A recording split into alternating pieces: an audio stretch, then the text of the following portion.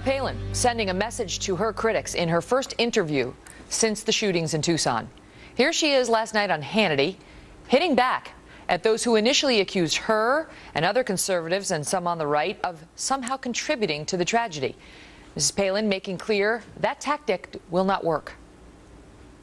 I will continue to speak out. They're not going to shut me up. They're not going to shut you up, or Rush, or Mark Levin, or Tea Party patriots, or those who, as I say, respectfully and patriotically petition their government for change. They can't make us sit down and shut up. And if they ever were to succeed in doing that, then our republic will be destroyed. Does she have a point? Leslie Marshall is a syndicated radio talk show host, hosting the LeslieMarshallShow.com, and a Fox News contributor. And Lars Larson is a syndicated radio talk show host as well, and he's with LarsLarson.com. Okay, panel. So Sarah Palin coming out and, with both guns. What is it? Slinging? What? Both guns firing? Whatever. Blazing. Blazing. Thank you. And saying, you're not going to shut me up. She says it's not about me. It's about my message. And try as they might, the critics are not going to silence her. Lars, in response to which you say what? Megyn, you don't want your baby to grow up in an America where we have people telling us that we should shut up, that we shouldn't exercise our opinions, to voice our opinions. Can you imagine people in the 60s saying America could just calm down if Dr. Martin Luther King would just sit down and shut up?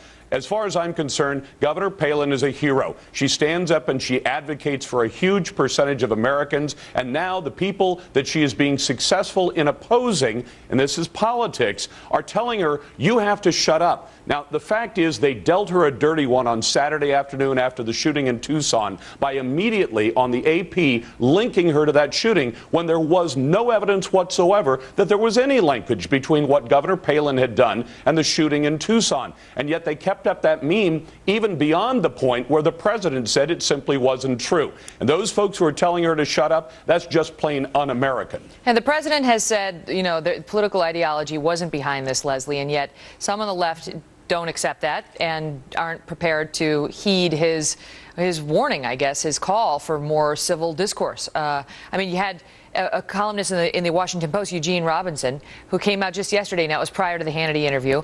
Let me correct myself. It's today. It's posted today, Tuesday, and said to Sarah Palin, this is his message: please consider being quiet for a while. He says you're portraying yourself as a collateral victim, and what's in order here is an extended period of abstinence by Palin from Facebook, Twitter, and other social networking sites. He doesn't want to hear from her anymore. And let me ask you, Leslie, as somebody who's in the talk field world, what right does Eugene Robinson have to tell Sarah Palin to be quiet?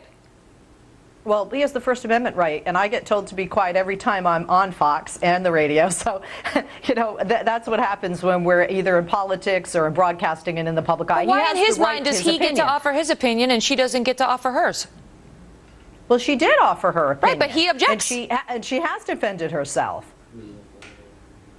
But my point is, Leslie, my point is, he objects. Like the First Amendment encourages debate from all sides, right? So Eugene Robinson gets to offer his opinion of her, and if he thinks Sarah Palin should be quiet, he can feel that way. But why, in his mind and in the mind of some of her critics, do they get to offer their opinions, but she doesn't get to offer hers?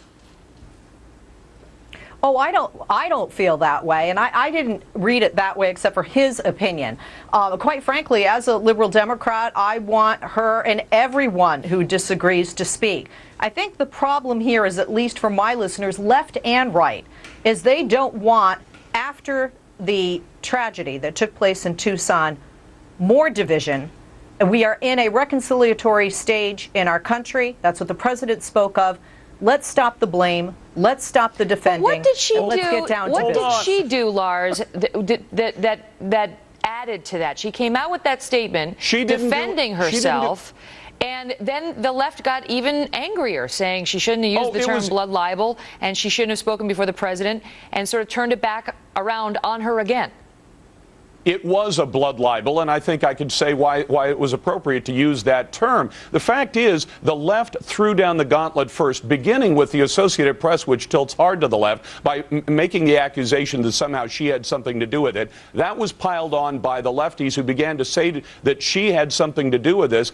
followed by a dead silence from the president for days before he finally spoke at the memorial. The fact is that, Leslie, when you say, let's stop the blame game, the left launched the blame game in this case. They didn't say, let's go diagnose what was wrong, why a mentally unstable man, but who had not been diagnosed formally as mentally unstable, was able to get a gun, yeah, was I mean, able there's to no do question the this things he guy did. was not a political guy. He's a mentally disturbed guy. But Leslie, let me ask you, I mean, what would you do, even if you don't like Sarah Palin, what would you do if you were sitting there and large swaths of the country were blaming you for the massacre we saw in Tucson when there was no evidence to support that?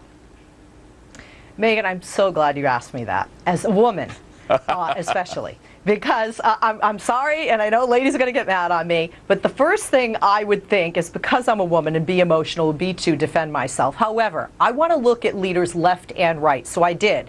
Ronald Reagan, George Bush, Bill Clinton, Barack Obama, all presidents which she may desire to be and run for. They don't defend personal attacks of themselves. They defend their political agenda and their ideas for legislation. That's what she said in her message. She claims that the attacks weren't so much just about her, that they were about her message. And she pointed out that they attacked not just her, but the Tea Party and many on the right. I'll give you the last word, Leslie. I think a lot of them attacked her. I think a lot of them will, because she's a woman. We saw this with Hillary. We see this, unfortunately, with women in politics more than men. I don't think she should have defended herself. I think defending her policies, especially if she's going to run, is fine. I thought she was being too much of a chick, Megyn. Uh-oh. Uh-oh. I'm going to call Sam Bennett. She's going to yell at you for that. All right, listen, panel, thank you. I appreciate you both being here. And Sean's interview with Sarah Palin is still online right now at foxnews.com if you want to check it out. Leslie and Lars, thanks so much.